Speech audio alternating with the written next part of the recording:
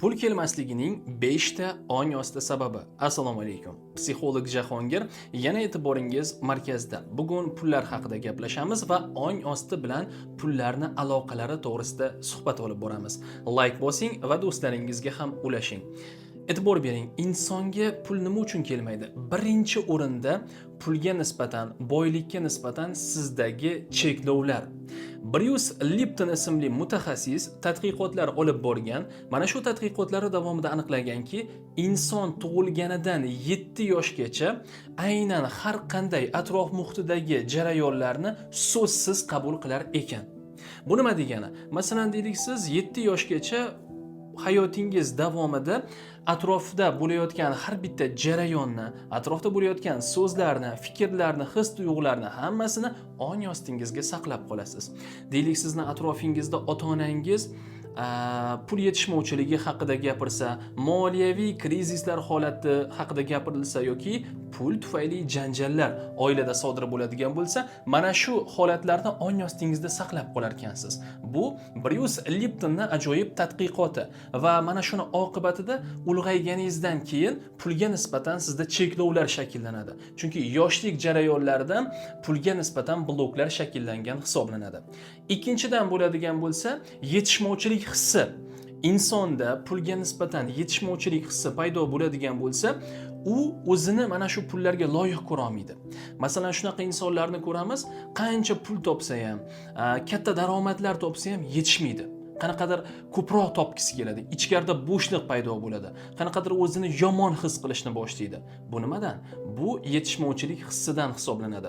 Ya'ni yoshlik paytlaringizdagi o'sha pulga nisbatan ustanovkalaringiz keyinchalik sizga yetishmovchilik bilan javob qaytaryapti. Ya'ni kim ichingizda faqat xavotir bo'ladi, ichingizda faqat qo'rquv bo'ladi.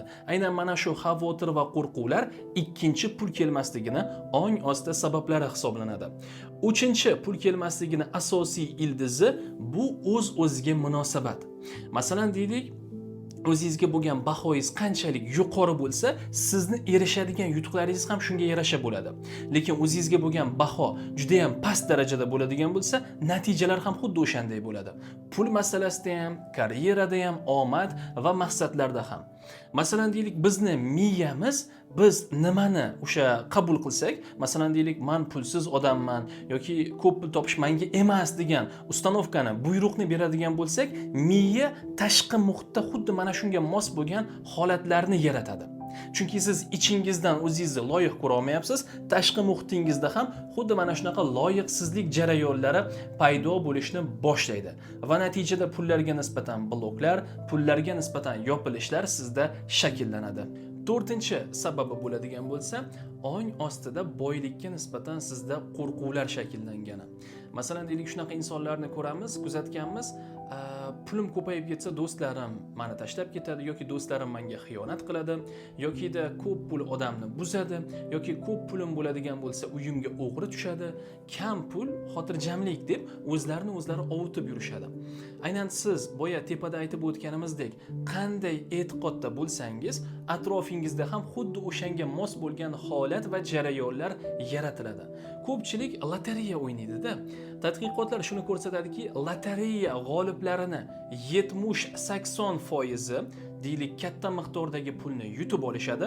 Yutib olganlardan keyin 3 va 5 yil oralig'ida yana eski moliyaviy holatlariga qaytib qolishadi. Birdaniga 100 ming dollar topgan odam yoki 1 million dollar topib olgan odam 3-5 yildan keyin yana eski moliyaviy holatiga qaytishga majbur bo'ladi. Nimaga?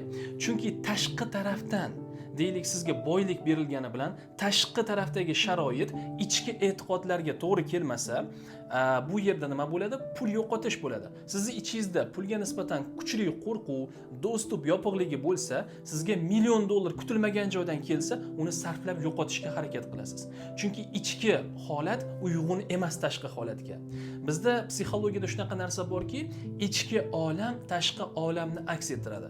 Agar sizning ichingizda yaxshi emas bloklar, negativlar bo'ladigan bo'lsa, tashqi olamingizda ham xuddi mana shu narsalar shakllanishni boshlaydi.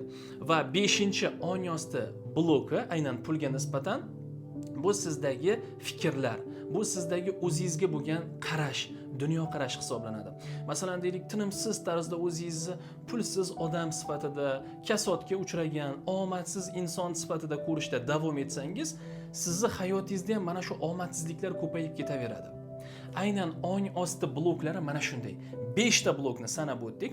Agarda siz mana shu hayotingizni o'zgartirmoqchi, pulga nisbatan bloklaringizni yechmoqchi bo'lsangiz, avvalambor birinchi ularni aniqlab oling. Aniqlash qanday bo'ladi? Ko'zgu qarshisiga turishingiz mumkin, tosh oyna qarshisiga. Tosh oynaga qaragan holatda men $10,000 pullarini topishga loyiqman va bu pullar menga oson va yengil keladi deya 10-15 marta takrorlang va ichki hissiyotlarga e'tibor qarating. Agar mana shu so'zlarni gapirganingizda ichingizdagi hissiyotlarda qanaqadir ishonchsizlik, qanaqadir qo'rquv sodir bo'layotgan bo'lsa, sizni tabriklayman, birinchi blokingiz topildi. Ya'ni pulga nisbatan cheklov sizda mavjud. Ikkinchi qadam nima qilamiz?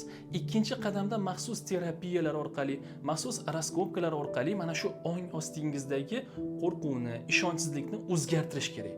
Chunki bu narsa miyangizga e'tiqod bo'lib yozilib qolgan. Mana shu e'tiqodni agar o'zgartiradigan bo'lsangiz, hammasi joy-joyiga tushib ketadi. Deylik, oddiy telefon. Telefonni deylik, mana shu tizimiga virus tushib qolsa nima bo'ladi? Telefon qotib ishlaydi va o'zini funksiyalarini to'liq bajara olmaydi. Xuddi shunaqa insonning miyasiga ham pulga nisbatan, hayotga nisbatan mana shunday viruslar tushib qoladigan bo'lsa, u o'zini funksiyalarini to'liq bajara olmaydi.